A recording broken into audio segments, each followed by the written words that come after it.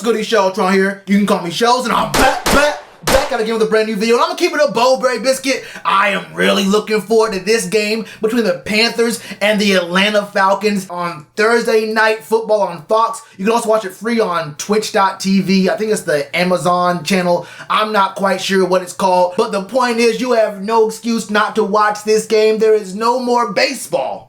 The Dodgers won the World Series. Congrats to them. There are no other NFL games on. This is going to be a game that makes you question, what exactly can the Falcons do to one-up the disasters they've already committed in the first half of this NFL season? As a quick little reminder, I do stream every single game live on this channel. I do live play-by-play reactions during the game. So if you want to watch the game with us here, make sure to keep it locked. Shellitronnn channel. I'll go live probably around 7:30 tomorrow, Thursday. Be here. It's a lot of fun. Let's get it. But let's talk about this game real quick because there is a lot to get into.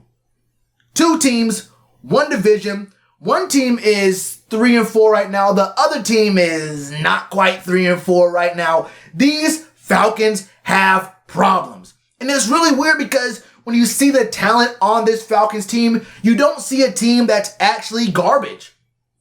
This isn't necessarily a team that is actually trash on paper, looking at names, but they find spectacular ways to lose every week. Just when you think this Falcons team cannot find a way to be any more brainless than they were the previous week, they say, hold up a minute. When it comes to brainless, we one of the top billing teams in the whole country. Watch this.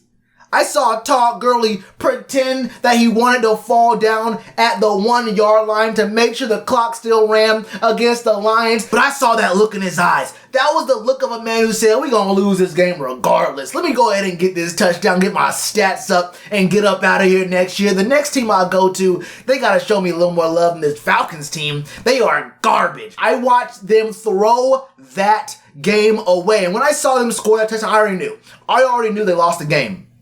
And they lost in spectacular fashion. And it gets even sadder when you realize this team has no real head coach. Dan Quinn is gone. And you see Arthur Blank just patrolling the sidelines. He has that slick back hair just walking up and down. The coaching staff, the trainers, the coordinators, and the players all see him on the sideline just looking up and down the field like, damn.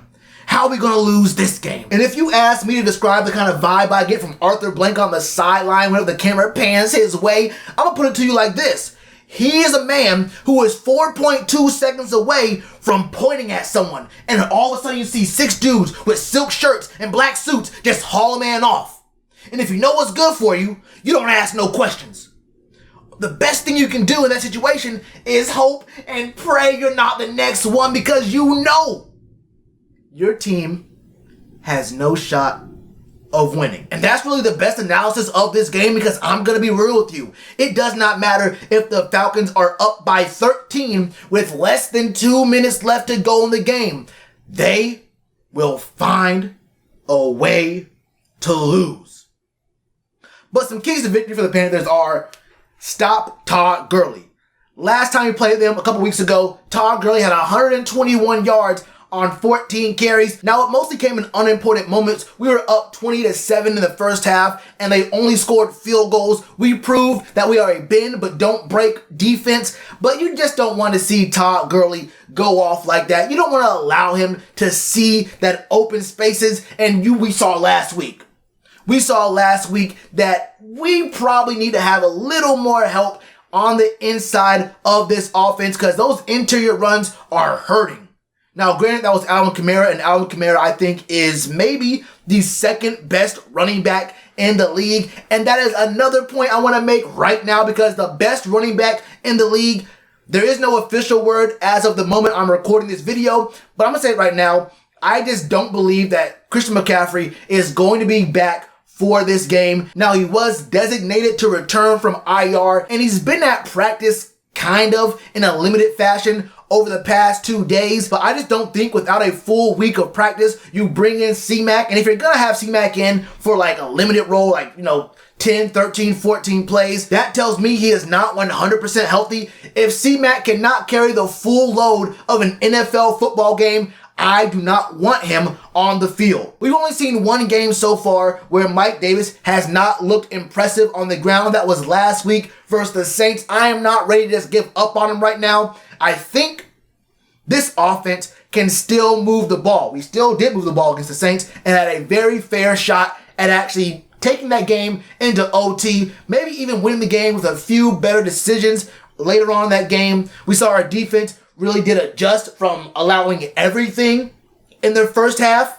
allowing 21 points, to in the second half, only allowing field goals, 6 points, and we stopped all that short stuff from Drew Brees, and that's what we're going to have to do in this game. Maybe a little bit earlier. I think Phil Snow adjusted really well in the second half, but I think he probably could have adjusted in the second quarter.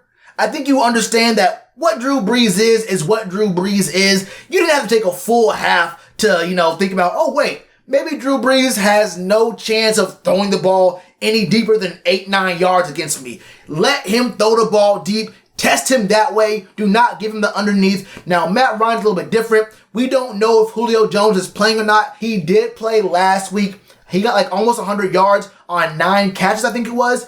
But he has a hip injury. There is no official word if he's going to play or not. But still, whether he plays or not, Calvin Ridley is still a very big part of this team. You still have dudes like Russell Gage and Olamide Zaccheaus who are pretty decent. They didn't play that good against us last time we played this season, but they've actually had some pretty good contributions to this Falcons team, and you cannot ignore them. Now, we understand this Falcons defense just ain't what it is. They have some good players here and there. Takk McKinley is going to be out. I think they're trying to trade him away or just cold cut him. If they can't do it, it's a cold business. But the big takeaway about this Falcons team is that they can surprise you. Just because they only have one win on the season, just because they found ways to lose games very, very consistently.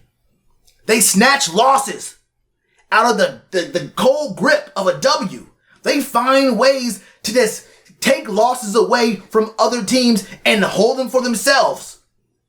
Don't let this team surprise you, because on paper, they actually do have the talent to win games, whether it's coaching, whether it's motivation, whether it's just, I don't know what you can call it, honestly. I'm actually flabbergasted at how bad this Falcons team is. They are actually one of historically the worst third down conversion defenses in the NFL. But keep it real, we actually have the worst third down conversion rate defensively on third and medium, meaning between 4 and 6 yards. So they're just bad all over the place. We're just bad when it's kind of hard to make a third down. We're just bad when it's kind of hard to get a first down. Not too easy. Not like it's QB sneak and dive territory. And not like when it's, deep route, streak up the seams kind of territory. But when it's like, you gotta actually try, but not try too hard. 75% of the time, we allow third downs. But like I mentioned before, we are a bend but don't break defense. I want to see more out of our defense here. I think our O-lines play really good. I think Teddy Bridgewater is who he is. I think we're not going to see him go outside of his comfort zone. It's going to be the DJ Moore, Robbie Anderson show. We're going to see some fan service where we give Curtis Samuel some cheap little looks here and there. It won't be a really big part of the scheme. Do not expect to see a tight end used in this scheme. I promise you, we don't use tight ends. Stop talking about trading for tight ends. Can we pass to one? Can we pass to a tight end first?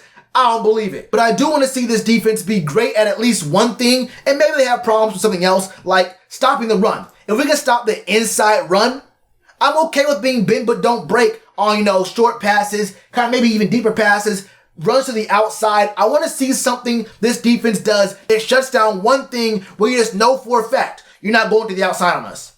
These short routes aren't going to work. I really don't care what it is. I just want to see us do one thing great, and then to handle everything else the way we handle everything else. I still believe in this defense and in Phil Snow, and with all these dudes who are out, these first-year dudes, rookies, we're still looking good. I think this is going to be a win for the Panthers, but still a close win. I don't think it's going to be an easy win where you just go away and you blow them out. Vegas has the Panthers as the 2.5-point favorites in this game. I think it's just going to be a slightly bigger lead than that at the very end of this. I'm thinking probably something more like 23-28, a 5-point win. I think the Falcons get a lot of field goals because our defense bends but does not break.